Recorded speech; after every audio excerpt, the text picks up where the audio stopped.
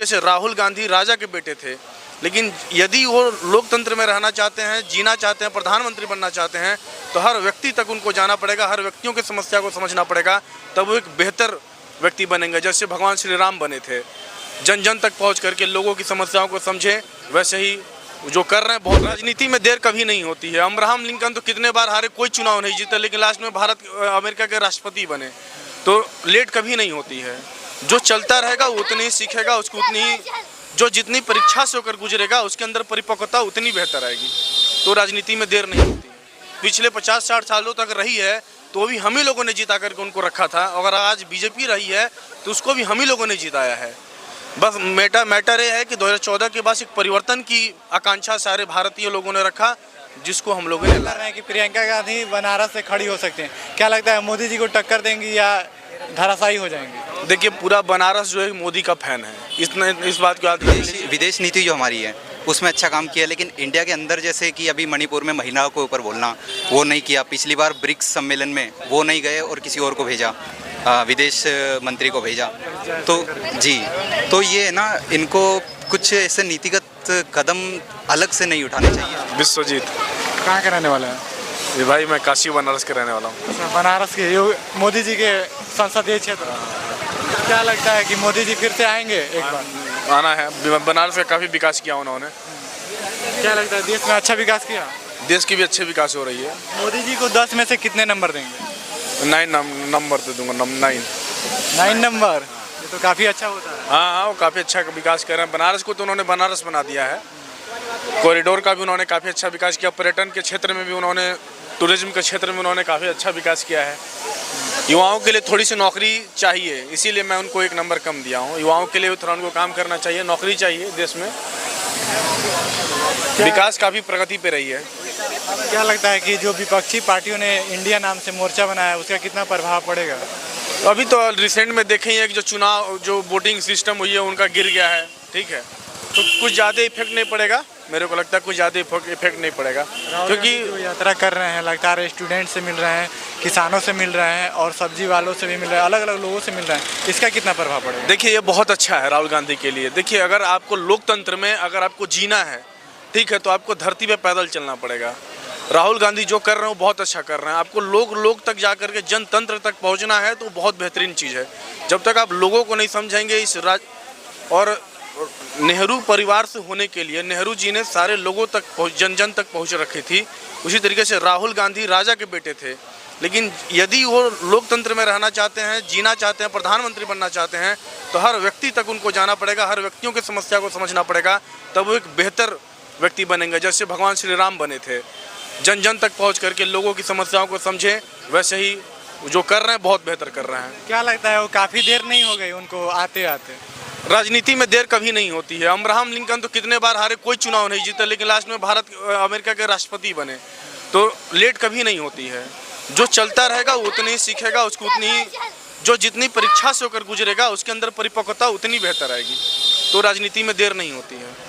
अच्छा, मोदी जी लगातार कहते हैं कि जो 70 सालों में नहीं हुआ वो मैंने अपनी सरकारों में किया।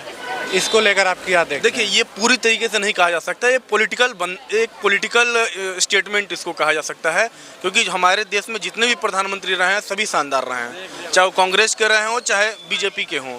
और अगर कोई ये कहता है कि मैं इस पार्टी का समर्थक हूँ तो मैं उसका भी विरोध करता हूँ। कोई किसी पार्टी का समर्थक नहीं है। अगर कांग्रेस पिछले 50-60 सालों तक रही है तो भी हम ही लोगों ने जिता करके उनको रखा था। अगर आज बीजेपी रही है तो उसको भी हम ही लोगों ने जिताया है। बस मैटर ये है कि 2014 के बाद एक परिवर्तन की आकांक्षा सारे भारतीय लोगों ने रखा, जिसको हम लोगों ने लाया। ठीक है। चुनाव को लेकर क्या लगता है, फिर से एक बार मोदी जी आएंगे? आएंगे तो क्यों आएंगे? देखिए, ये पूरी तरीके से नहीं कहा जा सकता कि आएंगे कि नहीं आएंगे, लेकिन इस बात की उम्मीद है कि जैसा उन्होंने विकास दिखाया है वर्तमान परिप्रेक्ष्य में, उस बात का अनुमान लगाया जा सकता है कि आ सकते हैं। क्योंकि सत्ता पक्ष के पास एक चेहरा है, विपक्ष के पास कोई चेहरा नहीं है। विपक्ष के पास आपसी में ही तानातनी है कि कौन आए, कौन रिप्रेजेंट कर रहा है। ठीक है, अभी नीतीश कुमार आए थे दिल्ली में, किसी कांग्रेस के पार्टी से मिल के गए ही नहीं, न केजरीवाल से मिले, तो क्या कह सकते हैं आप? अच्छा, एक बात बताइए, जो विपक्षी पार्टियों ने इंडिया नाम से मोर्चा बनाया है, बहुत सारे उसमें वो मेरा चेहरा ही है। धुरंधर लोग हैं। क्या लगता है उसमें से अगर आपके अनुसार अगर मोदी जी के सामने अगर कोई प्रधानमंत्री पद के लिए खड़ा होने वाला अभी हो कोई नहीं है। और बेहतर अगर प्रदर्शन कर सकता है तो कौन हो सकता है? देखिए अभी तो कोई नहीं है मोदी के सामने, लेकिन मैं एक पढ़े लिखे व्यक्ति का नाम ले सकता हूँ, वह है शशि थरूर। शशि थरूर जी को आगे आना चाहिए, लेकिन बाकी मोदी के सामने अभी कोई विपक्ष में है ही नहीं जो आगे आ सके। लेकिन रूलिंग पार्टी में बहुत सारे ऐसे लोग हैं जो अभी प्रधानमंत्री बनने के दावेदार हैं। मोदी जी के बाद कौन कौन हो सकता योगी जी हो सकते हैं, ठीक है, जेपी नड्डा का भी मैं नाम ले सकता हूँ, ठीक है, बहुत सारे हैं, लेकिन विपक्ष में अभी कोई नहीं है। है? और बताइए कि बहुत सारी ऐसी चीज़ें हैं जो लगातार मोदी जी कर रहे हैं, क्या लगता है जनता से सही कर रहे हैं? और एक और सर्वे आया था कि जितनी 70 सालों में सरकारों ने नहीं किया। कर्जा नहीं लिया उतना मोदी जी ने अकेले लिया है। क्या इसको किस तरह से देख रहे हैं? और इकोनॉमी की बात कर रहे हैं कि हमने 5 ट्रिलियन इकोनॉमी की बात। देखिए इकोनॉमिक्स में एक टर्म है राजकोषीय घाटा, फिस्कल डिफिसिट जिसको बोलते हैं। जब आप पूंजीगत निर्माण करते हैं, जब आप पूंजीगत निर्माण करेंगे तो उसके लिए आपके अंदर फिस्कल डिफिसिट होगा ही। बाकी के देशों से आपको पैसा ले करके पूंजीगत निर्माण करना भी होगा। टूरिज्म को बढ़ावा देने के लिए पूंजीगत निर्माण करना पड़ेगा। जैसे पर्यटन का निर्माण काफ़ी हुआ है, कॉरिडोर का निर्माण हो रहा है, राम मंदिर का निर्माण हो रहा है। ये सभी क्या करेंगे, कितने ऐसे लोगों को जो बेरोजगार हैं उनको रोजगार मिल रही है। कल के दिन पर्यटन से बहुत ज़्यादा बढ़ावा मिलेगा। अभी आप काशी विश्वनाथ कॉरिडोर की बात करिए, इस साल सावन में कितना 1000 करोड़ का फायदा हुआ है, हर कोई देख रहा है। तो ये हमें हमारे युवाओं को एक रोजगार ही देगा, पर्यटन को बढ़ावा देगा, नौकरी देगा, ठीक है। और प्राइवेट सेक्टर में आज के समय में नौकरी बहुत ज़रूरी है, हर कोई सरकारी नौकरी नहीं पा सकता है, तो ज़रूरी है। अच्छा, जो अजय राय जी हैं उत्तर प्रदेश की कांग्रेस के अध्यक्ष बनाए गए हैं, वो कह रहे हैं कि ऐसा दावा कर रहे हैं कि प्रियंका गांधी बनारस से खड़ी हो सकती हैं। क्या लगता है मोदी जी को टक्कर देंगी या धराशायी हो जाएंगी? देखिए पूरा बनारस जो है मोदी का फैन है, इस बात को याद रख लीजिए, क्योंकि बनारस में मोदी जी ने कॉरिडोर का निर्माण करके बहुत कुछ कर दिया है, हर किसी को रोजगार दिया। वहाँ पे बनारस देखिए, स्ट्रीट लाइट्स देखिए, लंदन स्ट्रीट, गोदवलिया को उन्होंने लंदन स्ट्रीट बना करके रख दिया है, बहुत शानदार। जो कि पहले गोदवलिया पे इतना कंजड़ापन था कि हर जगह कंजस्टेड थी, लेकिन पूरा बेहतरीन हो गया है। तो मैं नहीं उतने दावे से कह सकता हूँ कि मोदी जी को वहाँ पे कोई डिफीट कर सकता है, लेकिन मोदी जी वहाँ बेश कर रहे हैं। और जब भी आते हैं काशी विश्वनाथ का दर्शन करते हैं, बाबा काल भैरव का दर्शन करते हैं, तो ये सब चीज़ें जरूरी हैं, ठीक है। हर हर महादेव, घर घर मोदी, हर हर महादेव। क्या लगता है भाई 2024 के चुनाव में कौन आने वाला है?